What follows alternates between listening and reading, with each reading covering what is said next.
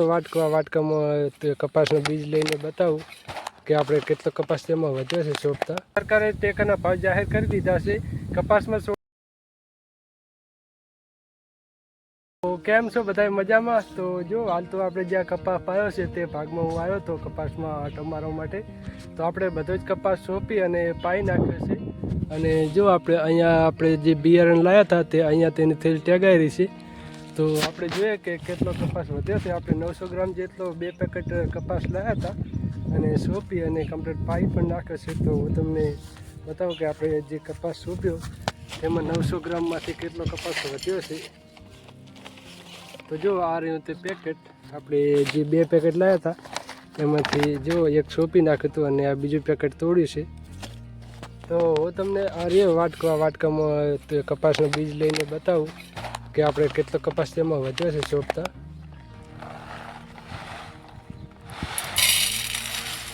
તો જો આ રીતના કંઈક કપાસનો બીજ છે.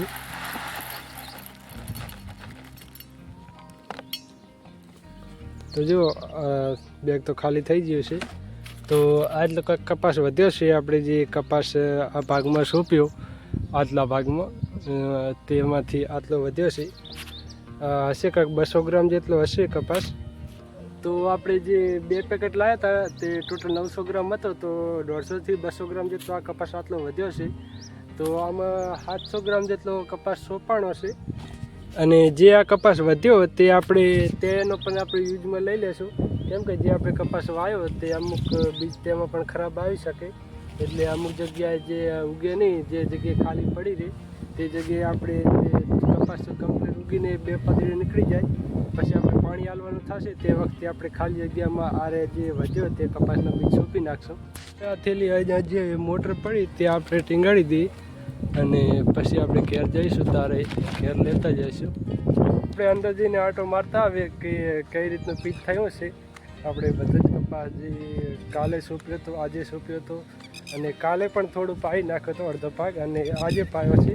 તો જે કાલે પાયો તે ભાગના આજે 2 દિવસ થયા છે અને જે આજે ભાગ પાયો તે હવે આપણે જોઈએ કે કેટલા ટાઈમ કપાસ ઉગે છે. આપણે જે આ ભાગ રહ્યો અહીંયાથી તમને દેખાતો હશે, જે આ આપણે ઉનાળુ બાજરી કલર રહી તે આ ભાગ આપણે પહેલા દિવસે પાઈ નાખ્યો હતો આટલો.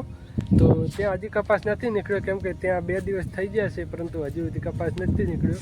પરંતુ અંદાજે 5 થી 6 દિવસ સુધીમાં કપાસ નીકળી જતો હોય છે. તો જેટલા દિવસે આપણો આ કપાસ નીકળશે. અને તમને આગળ તમે વિડીયો જોયો તેમાં ChatGPT આપણને જે કપાસનું આટલા ભાગમાં બિયારણનું માપ આવ્યું હતું 500 ગ્રામ જેટલું. તો ટોટલ આપણે 700 ગ્રામ જેટલો કપાસ થયો છે અને 200 ગ્રામ જેટલો વધ્યો છે. તો ChatGPT થોડા અંશે તો સાચી છે તે ક્વેશ્ચન આપણે કર્યો હતો તે પ્રમાણે તો, પરંતુ આપણે 700 ગ્રામ જેટલું બિયારણ આમાં ગયું છે અને ChatGPT આપણને 500 ગ્રામનું કીધું હતું. અને હવે આગળ જે આપણે કપાસની ખેતીમાં પ્રોસેસ કરીશું, દવા છાંટશું, પછી જે ફાલની વિકાસની અને નિંદામણનાશકની, તો તે પણ આપણે ChatGPTને ક્વેશ્ચન કરતા રહીશું કે કઈ કઈ દવા આપણે લાવીએ. પરંતુ જો આપણે અંદાજ પ્રમાણે જ ખેતી થોડી ઘણી કરીશું. જેમ કે ChatGPT તો કહેવાય ને કે આંકડામાં જ તેની માહિતી આપતી હોય, પરંતુ આપણે આપણી અનુભવથી ખેતી કરતા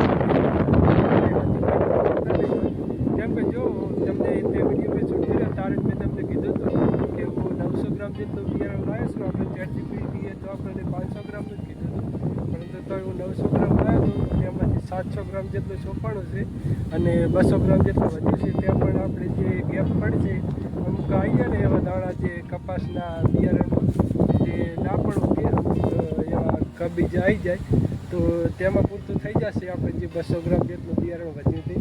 તો આ વખતે આપણે ખરીફ પાકમાં આપણે કપાસ અને અડદની ખેતીમાં વધારે ધ્યાન આપવાનું છે. કેમ કે સરકારે ટેકાના ભાવ જાહેર કરી દીધા છે. કપાસમાં 1600 થી 1650 સુધી અને અડદમાં રહેશે 1500 થી 1550 સુધી. એટલે કે સારામાં સારા ભાવ કહેવાય. તો સરકારે ટેકાના ભાવ જાહેર કરી દીધા છે. તો તે પ્રમાણે આપણે પણ કપાસ અને અડદની ખેતીમાં ધ્યાન આપી અને તેમાં સારામાં સારો મોલ લેવાનો છે. આપણે જો આપણે જ્યાં સારા નાખ્યા ત્યાં આ રીતનું આપણે પાણી આંકવા માટે ધોરિયો બનાવ્યો હતો. તો આ જગ્યાએ જો આ ખૂણા ઉપર કપાસ નહીં હોય કેમ કે આપણે પાછળથી આ રીતની પારી બાંધી અને જે આ સારો રહ્યો તેની આ સાઈડ કપા આપણે સોંપ્યો છે. તો જે આ ખૂણો રહ્યો તેના માથે કપાસ નહીં સોંપ્યો હોય, કેમ કે આપણે આ પાછળથી જે નાકું પડે આ ધોરિયાની પારી નાખતી વખતે તે નાકામાંથી કપાસ નહીં હોય, તો આપણે તે જગ્યાએ કપાસ સોંપી દઈએ. જો અહીંયા બધા તે જગ્યામાંથી કપાસ સોંપવો પડશે, અહીંયા પેલી જગ્યાએ. તો ચલો આપણે કપાસનું થોડું બિયારણ લઈ લઈએ અને ત્યાં આપણે કપાસ સોંપી દઈએ, એક એક જે કપાસનો દાણો આવે તે.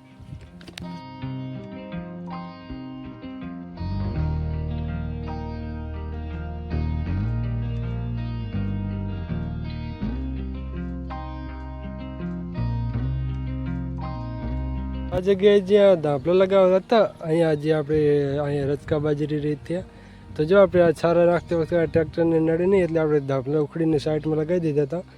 તો પાછા વરે લગાવી દઈએ, કેમ કે આમાં જે રાતે રહેતા ઢોરા આવીને બગાડ ના કરે, તો તે ધાપલા આપણે પાછા લગાવી દઈએ અને વાયર પાછા બાંધી નાખીએ. તો બસ આપણે આજની વિડીયો આપણે આટલા સુધી રાખીએ. તો ચલો પહેલાં તો તે ધાપલો લગાવી દઉં અને પછી વાયર બાંધી દઉં. તો મળીએ આવતા વ્લોગમાં. ત્યાર સુધી જય હિન્દ, જય ભારત. અને ચેનલને સબસ્ક્રાઈબ કરવાનું ના ભૂલતા. ઘણા લોકો વિડીયો જોઈને જતા રહેશે, પરંતુ વિડીયોને લાઇક નથી કરતા અને સબસ્ક્રાઈબ નથી કરતા. તો લાઇક કરતા રહો અને આપણી ચેનલને સબસ્ક્રાઈબ પણ કરતા રહો, તો આવા ખેતીવાડીના બીજા ઇન્ટરેસ્ટિંગ બ્લોગ તમને જોવા મળતા રહે. તો બસ ચલો પહેલાં તો જે આ વાયર રહ્યા તે બાંધી નાખો. મળીએ આવતા બ્લોગમાં. ત્યાં સુધી જય હિન્દ, જય ભારત.